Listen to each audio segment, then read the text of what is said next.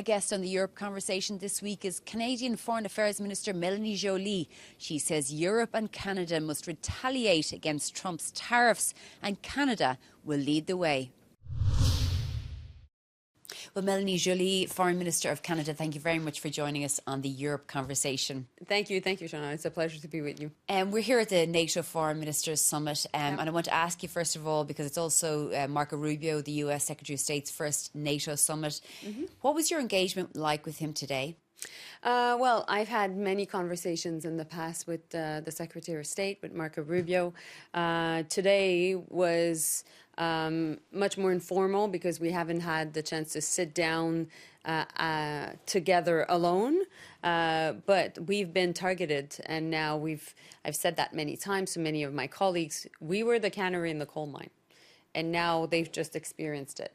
So we are under 3 executive orders coming from the White House, one on our entire economy of 25% tariffs, which we were able to partly pause, but for 40% of all our goods being sent to the U.S., there's still 25% tariffs.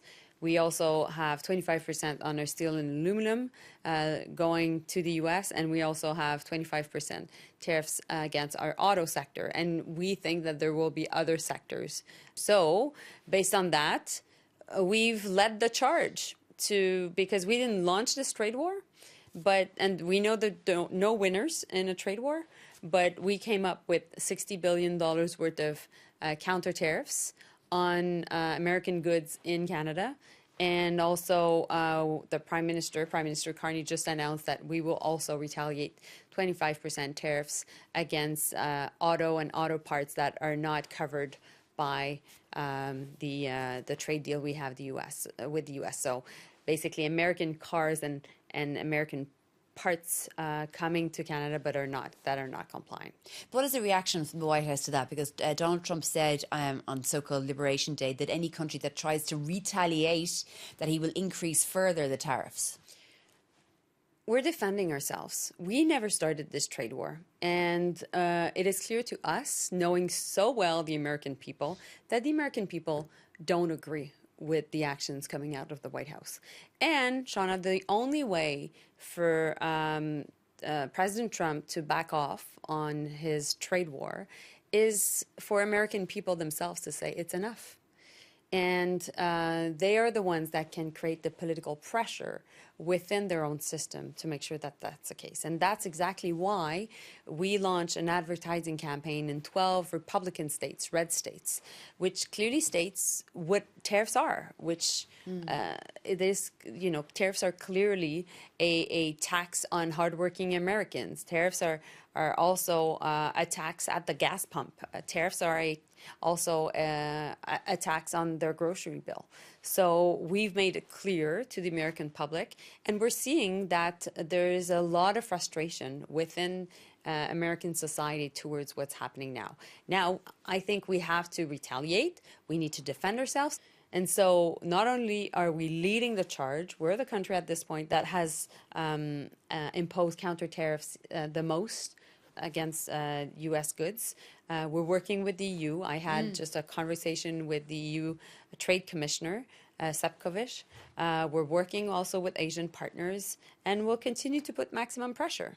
If the EU, Canada, the strongest allies, I suppose, of the United States, but also trading partners, all come together and apply tariffs, then the US will have no choice but to reverse its path.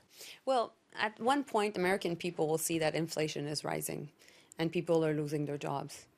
And it will hit their wallet and they'll be mad. And I understand them. And at the same time, they'll know that the reason for that is because the president has decided to launch a trade war against many countries, including particularly Canada in our case, and, certain other allies, including, for example, the EU. And I think that American people are smart people, are reasonable people, are people that hate taxes. As, pretty much all citizens on earth hate taxes. And so I'm confident that our approach will work. The Senate is also getting much more involved into this discussion. So we're following closely also what the Senate is doing in Congress in the U.S. But there's no country on earth that understands the most the U.S. than Canada.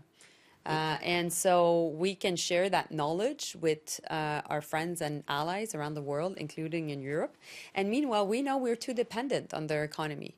And we're the most European, non-European country on earth. And our goal is to also become closer to the Europeans. Part of the relationship with the US and Canada, the ambition of Donald Trump is a little bit different than just tariffs, that he's saying that he would like to subsume or take or have Canada as the 51st state. I think when President Trump speaks, we listen and we take him to his word. I think that's really important. He's the most powerful person on earth, and therefore he has many tools in his toolbox. At the same time, this impact of the threat of sovereignty against Canada has rallied people in Canada around our flag. People are clearly saying that will never happen. We will never be the United States. We can be your best friends, best neighbor, best allies, but forget it, we'll never be your 51st state. When you think about the bellicose language about Canada and also Greenland, which is the semi-autonomous part of Denmark, what do you feel about his ambitions, though, as a president of the United States that is obviously much more muscular? Well, I think that, we're at NATO here. One of the key articles at the core of the NATO agreement is to respect the sovereignty of all countries. It is also part of the UN Charter, as we all know. So we expect that the sovereignty of Canada and the sovereignty of Denmark is respected, period. And now, if we need to increase Arctic security amongst NATO, if we need to do more in the Arctic to counter the Chinese and Russian cooperation on the military front, no problem, let's do that. I know that the Trump administration is concerned about the Arctic, and I share their concerns. And I know we can work on making sure that we address these concerns, but it is not to the detriment of our sovereignty or the sovereignty of our other allies. And did Marco Rubio accept that? Well, with me, when I speak with the Secretary of State, I don't give him an inch of possibility to challenge our sovereignty, period. It is not up to discussion. This is not something that we need to talk about. I'm Canada, you're the US, we're two sovereign nations, and we have a diplomatic conversation. That's it. I want to ask you about the coalition of the willing when it comes to Ukraine. Obviously, certain countries, the UK and France, have said that they're willing to put troops in Ukraine, but there needs to be a backstop, a support from the United States. Do you think that's forthcoming? Well, I can't talk for the U.S. It's up to them to answer your questions. But what I can tell you is Canada is willing to participate in that coalition. You would put troops on the ground in Ukraine? Well, of course, we're in an election right now. We need to make sure that if that's the case, that we get the support from Canadians beforehand. But we've been doing a lot of training for Ukrainian troops.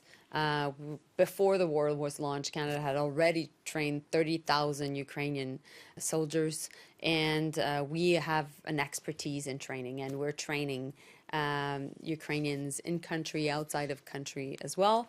And we've been participating in all these very high-level meetings in London and also in Paris, because we believe, like all Europeans, believe that if we don't support Ukraine, we are next to a very dangerous Russia, which is the case for Europeans, which is the case for us in the Arctic. And President Putin has no red lines. And if we're not able to get to a good deal in Ukraine, well, we will show not only President Putin that he can continue and therefore attack eventually NATO and therefore ourselves, but at the same time, being an Indo-Pacific country, we know very well that China is following very, very closely and could use this opportunity of lack of unity to ultimately go ahead in Taiwan. Just final question. We saw the failure of the ceasefire in Gaza. We've seen hostages still there, controlled by Hamas, and some of the most savage scenes of children losing their lives from Israeli bombs. What is Canada calling for Israel and America to do? Well, I think in the end, what we're seeing right now is just a lack of humanity. And we need to make sure that Israel and Hamas or Qatar are going back through the negotiation table. We always knew that the second phase of, or as the second phase of the ceasefire was coming, it would be much more difficult. But we need to make sure that that's the case, that there is ultimately hostages that are sent back in an honorable way also. And we need to make sure that the violence stops and that civilians are protected. We know that there won't, and Canada really profoundly believes that there will be no peace and security in the Middle East if there's not a two-state solution. Does Canada support the International Criminal Court? Absolutely. Yeah, because we saw Hungary leaving there today. Well, Canada founded, along with some other members, the International Criminal Court. We always thought that when we looked at the international system, what was lacking was the accountability of countries towards international law, and that's why we believe in it. Is it disappointing that one of your allies, Hungary, has decided to exit? Well, I think that it is indeed a problem when we don't see the strength of having accountability in a world where we know that it is ultimately a world that is more dangerous. Okay, well, Mélanie Joly, Foreign Affairs Minister of Canada, thank you very much for joining us on the Europe Conversation. Thank you so much.